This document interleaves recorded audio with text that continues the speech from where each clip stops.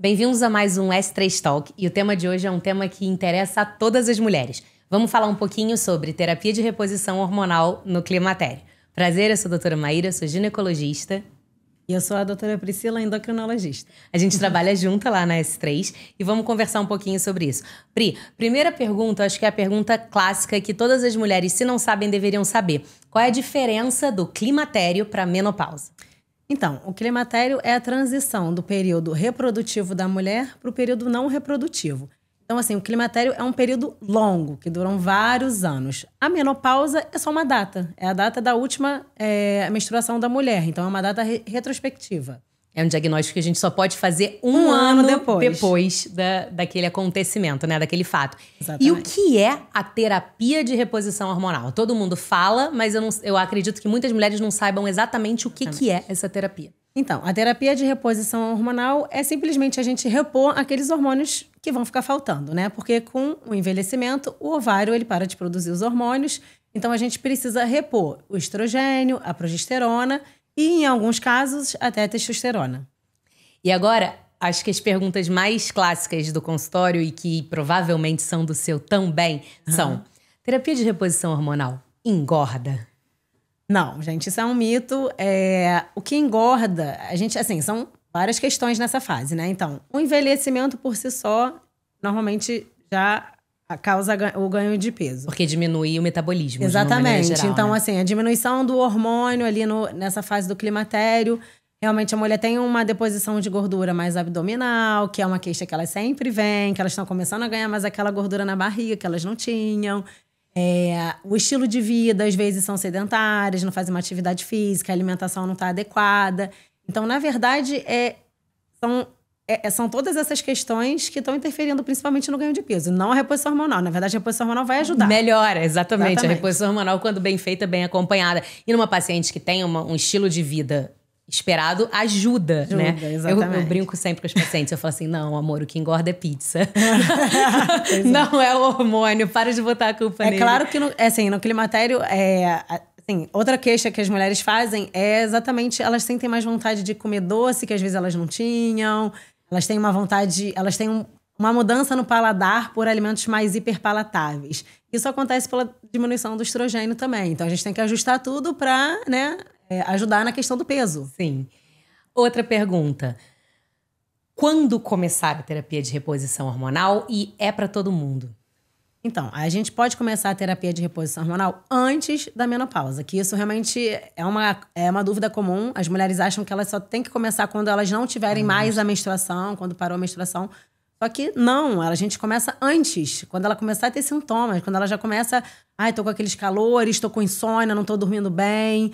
Irritabilidade. Muita irritabilidade, muita oscilação de humor. A gente já pode entrar ali com tratamento.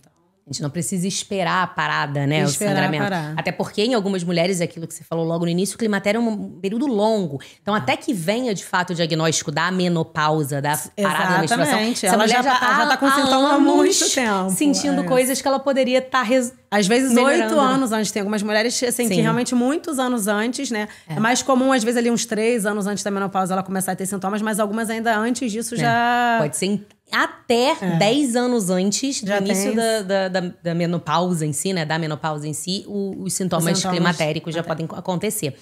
E é pra todo mundo? Então, não é pra todo mundo. Enfim, a gente tem que avaliar, claro, contraindicações, risco-benefício, né? Então, assim, em conjunto com a paciente, a gente vai avaliar se tem indicação de fazer ou não. Claro que é pra todo mundo que pode. É pra todo mundo que pode. Pra todo mundo que pode. Isso é uma coisa que a gente defende e fala muito junto, né? Assim, é pra todo mundo que pode. Se o paciente pode, por favor, faça. Se não pode, existem outras alternativas. A gente pode buscar o tratamento dos calores com um fitoterápico, a gente pode tratar a irritabilidade com antidepressivos, a gente tem outros tratamentos. As mulheres que não podem, né? As mulheres que têm contraindicação, a gente não precisa deixá-las sentindo os sintomas. Mas se você pode, faça, né? E aí, quem não pode? As mulheres que não podem são as mulheres que têm histórico de câncer de mama, histórico de câncer de útero. Tem algumas contraindicações que valem a pena passar por consulta com a gente para poder fazer essa avaliação, certo? Certo. E a última pergunta clássica é: é igual pra todo mundo? Adianta pegar o adesivo que a amiga tá usando, pegar na farmácia e usar? Vai resolver? Por isso que é importante até a gente fazer um acompanhamento. Não é simplesmente a paciente lá, a gente começou a reposição hormonal, ela vai embora e acabou, não é? A gente tem que ajustar a dose dos hormônios. Cada mulher realmente é individual. Por exemplo, a gente faz tratamento com estrogênio transdérmico na pele. Então, assim, às vezes tem diferença de absorção. Enfim, a gente vai precisar fazer uma dose diferente e a gente precisa de ajuste. A gente precisa fazer acompanhamento, precisa fazer exames de rotina todo ano para fazer esse tratamento também. Então, a gente sempre tem que fazer exames, ver como é que ela está se sentindo, ver se precisa aumentar, diminuir a dose. Então, Lembrei de mais uma pergunta clássica. Não sei, com certeza você também sabe responder, mas essa acho que é um pouquinho mais para mim, que é: terapia de reposição hormonal causa câncer? Clássica. Essa é clássica. Toda vez que a gente começa, indica, a paciente fala assim: ai, mas é porque eu tenho medo de câncer.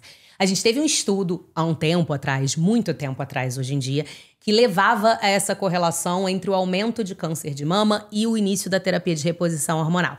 Passa esse tempo, a gente estuda melhor esse estudo e percebe que não é a terapia de reposição hormonal que causa câncer. O avançar da idade aumenta o risco de câncer para todas as pessoas fazendo ou não terapia de reposição hormonal, e esse é um ponto inicial. E outros fatores são muito mais associados à incidência de câncer. Exatamente. A incidência de câncer do que, de fato, a terapia de reposição hormonal.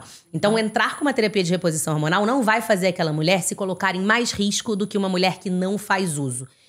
O que vai aumentar o risco dessa mulher é um estilo de vida sedentário, é a obesidade, é o uso desenfreado de hormônio, que a gente tem visto por aí, mulheres usando completamente de maneira anárquica hormônio. Isso sim vai aumentar o risco de câncer de mama. Mas uma terapia de reposição hormonal acompanhada, avaliada anualmente ou até de menos tempo, dependendo dos sintomas dessa paciente, não vai aumentar o risco de câncer de mama e vai sim trazer muitos benefícios, né? Como diminuir a osteoporose. Sim. Osteoporose, risco de câncer de intestino também, o cancro risco de cardiovascular, doenças cardiovasculares, diabetes. Então, assim, se você bota numa balança, não tem nenhuma dúvida de que a terapia de reposição hormonal é muito benéfica. Muito mais benefício. Muito mais benéfica do que qualquer coisa. Difícil, né? A gente não discorda muito disso. A gente fala bastante sobre o mesmo tema. Eu sou a favor, é isso, né, gente? É isso, vamos repor. Porque... tecla que eu sempre bato com os pacientes, hoje em dia, 1/3 da nossa vida é pós-menopausa. Então, a gente precisa buscar qualidade de vida para esse 1/3 de vida. É muito fácil você pensar, não tem necessidade disso, quando antigamente as pessoas viviam muito menos tempo, muito menos anos, né?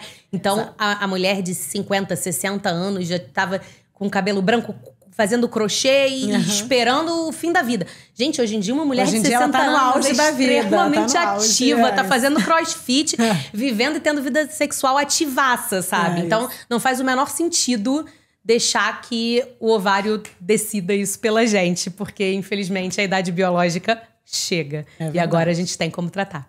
Com certeza, certo.